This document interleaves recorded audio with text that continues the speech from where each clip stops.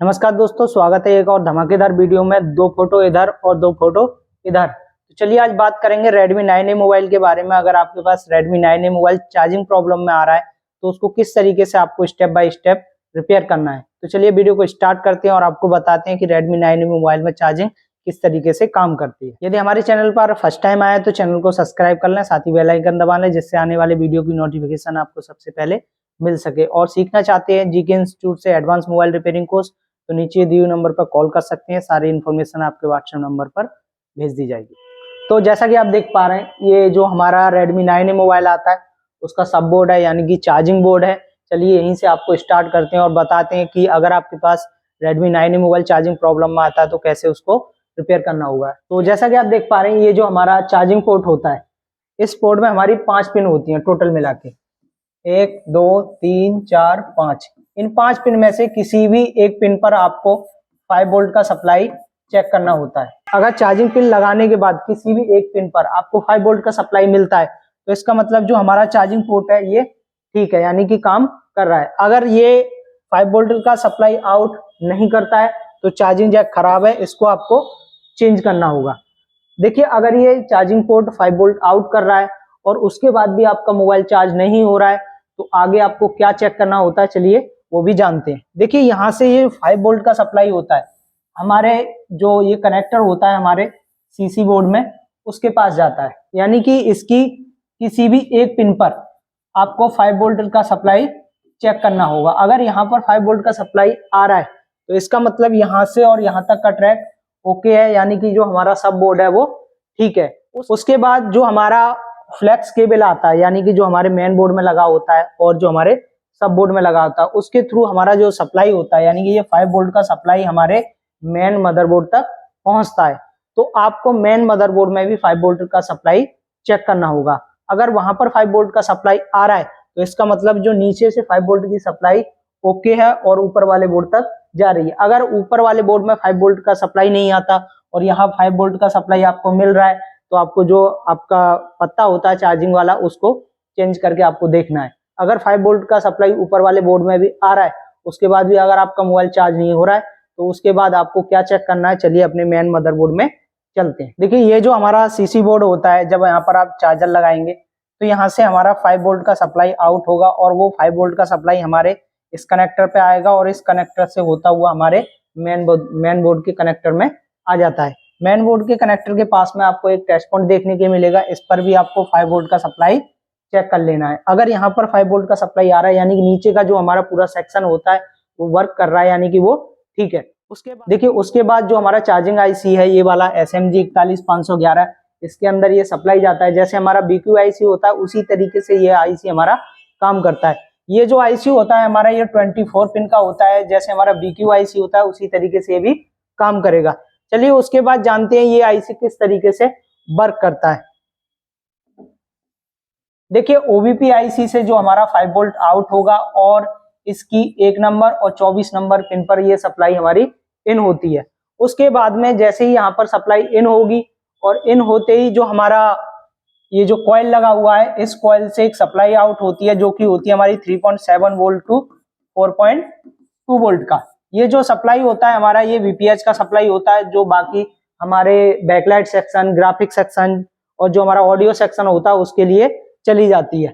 और इसी की किसी 2 पिन से जो हमारा VBAT का सप्लाई होता है, जो कि होता है हमारा 4.2 वोल्ट का, वो सप्लाई हमारा सीधा जो हमारा बैटरी कनेक्टर होता है उसके प्लस पॉइंट पर ये सप्लाई आपको देखने के लिए मिलेगा। और ये सप्लाई तभी आएगा जब आपका बैटरी कनेक्टर पर कनेक्ट होगा। तो यहाँ पर आपको 4.2 वोल्ट का जो सप्लाई आपको चेक करना है। देखिए, जैसे यहाँ पर 4.2 वोल्ट का जो सप्लाई आएगा उसके बाद हमारा जो है बैटरी चार्ज होना स्टार्ट हो जाएगा। यहाँ पर आपको बैटरी का तो डिस्प्ले पर आपको जो है बैटरी का सिंबल बन के आ जाएगा और वो चार्ज होना स्टार्ट हो जाएगा।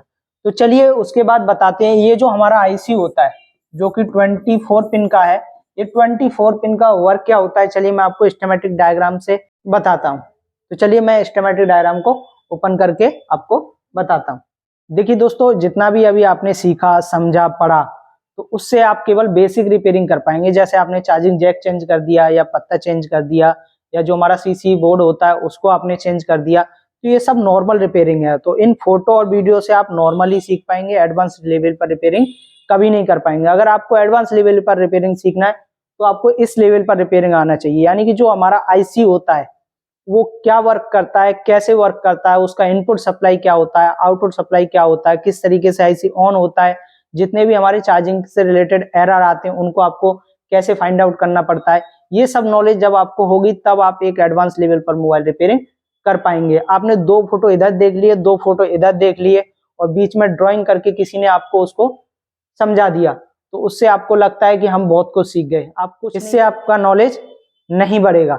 अगर आपको अपना नॉलेज बूस्ट करना है और एक अच्छे लेवल पर मोबाइल रिपेयरिंग सीखना है तो इस लेवल पर आपको मोबाइल रिपेयरिंग सीखना पड़ेगा, स्कीमेटिक कोडिंग सीखनी पड़ेगी, डायग्राम को पढ़ना सीखना पड़ेगा, एक एक लाइन के बारे में सारी जानकारी आपको लेनी होगी। ये नॉलेज आपके पास होगी तभी आप एक अच्छे लेवल पर रिपेयरिंग कर पाएंगे। अगर आप एक एडवांस लेवल पर मोबाइल रिपेयरिंग सीखना चाहते हैं और अपने फील्ड में एक अच्छा टेक्नीशियन बनना चाहते हैं तो हमारे इंस्टीट्यूट को ज्वाइन कीजिए। यहाँ पर आपको A to Z बेसिक से लेकर एडवांस तक हर एक एक कंपोनेंट के बारे में, एक एक लाइन के बारे में सारी नॉलेज आपको दी जाएगी। तो चलिए, जो हमारी चार्जिंग आईसी थी 24 पिन की, उसकी पिन डिटेल के बारे में थोड़ा सा मैं आपको एडवांस लेवल पर समझा देता हूँ। देखिए, पूरा नहीं बताऊंगा, कुछ ही चीजों को मैं आपको एक्सप्लेन करूंगा क्योंकि वीडियो बहुत ज्यादा लंबा हो जाएगा। अगर आपको फुल्ली डिटेल वीडियो चाहिए तो हमारे चैनल पर ऑलरेडी अपलोड कर दी गई है, वहां पे जाके आप उस वीडियो को देख सकते हैं और अपनी नॉलेज को बढ़ा सकते हैं। देखिए, सबसे पहले हम आ जाते हैं 1 नंबर पिन और 24 नंबर पिन पर। ये जो हमारा 1 और 24 नंबर का पिन होता है ये हमारा इनपुट पिन होता है, यानी कि यहाँ पर हमारा 5 वोल्ट का जो सप्लाई होता है जो कि चार्जिंग पिन से आउट होता है और ओबीपी आईसी से होता हुआ हमारे इन दोनों पिन पर इन होता है। उसके बाद में देखिए, जो हमारा 23 नंबर का पिन है वो हमारा पीएमआईडी का पिन है, यानी कि इस पिन पर एक कैपेसिटर हमारा कनेक्ट होता है और उसके कैपेसिटर की दूसरी साइड आपको 5 वोल्ट चेक करना होगा। अगर ये 5 वोल्ट वहां पर आपको मिल रहा है इसका मतलब ये जो आईसी है ये हमारा ओके काम कर रहा है, समझते हैं। देखिए, जैसे ही इसमें हमारा 5 वोल्ट इन होता है उसके बाद में जो हमारा इधर देखिए ये जो होता है हमारा सिस्टम सप्लाई, ये सप्लाई हमारा एक कॉइल के थ्रू यहाँ पे देखिए वीएस वाईएस का सप्लाई बनता है जो कि होता है हमारा वीपीएच का सप्लाई, जो कि हमारे backlight section, graphics section, audio section, network section और भी बहुत सारे सेक्शन के लिए इनपुट बनता है। उसके बाद ये जो हमारा वोल्टेज सिस्टम का सप्लाई होता है ये 13 नंबर पिन और 14 नंबर पिन से आउट होता है और हमारे बैटरी कनेक्टर पर आ जाता है जिससे हमारी बैटरी चार्ज होती है। ठीक है, तो बेसिकली आपको इसमें 1 नंबर पिन और 24 नंबर पर इनपुट सप्लाई चेक करनी है। उसके बाद जो हमारी कॉइल लगी होती है उसके आउटपुट में आपको वोल्टेज सिस्टम का सप्लाई आपको चेक करना होगा। उसके बाद में 13 और 14 नंबर पर आउटपुट वोल्टेज चेक करना होगा। ये 3 से 4 चीजें इसमें आपको चेक करनी पड़ेगी। अगर इसके बारे में आपको फुल्ली डिटेल वीडियो चाहिए तो हमारे चैनल पर ऑलरेडी अपलोड कर दी गई है, वहां पे जाके आप देख सकते हैं। देखो, उस वीडियो में हमने इस आईसी की एक एक पिन को आपको बहुत ही डीपली नॉलेज के साथ समझाया है, एक एक पिन को एक्सप्लेन किया है। वहां पे जाके आप उस वीडियो को देख के अपनी नॉलेज को बूस्ट कर सकते हैं। देखिए, एडवांस मोबाइल रिपेयरिंग सीखने के लिए आप जीके इंस्टीट्यूट को ज्वाइन कर सकते हैं। जीके इंस्टीट्यूट पिछले 19 सालों से मोबाइल के क्षेत्र में कार्य कर रहा है और आपको एक बेहतरीन टेक्नीशियन बनाने में हेल्प करेगा। देखिए, और अधिक जानकारी पाने के लिए आप नीचे 2 नंबर पर कॉल कर सकते हैं। तो मिलते हैं आपको किसी नेक्स्ट वीडियो में 2 फोटो इधर और 2 फोटो इधर के साथ में।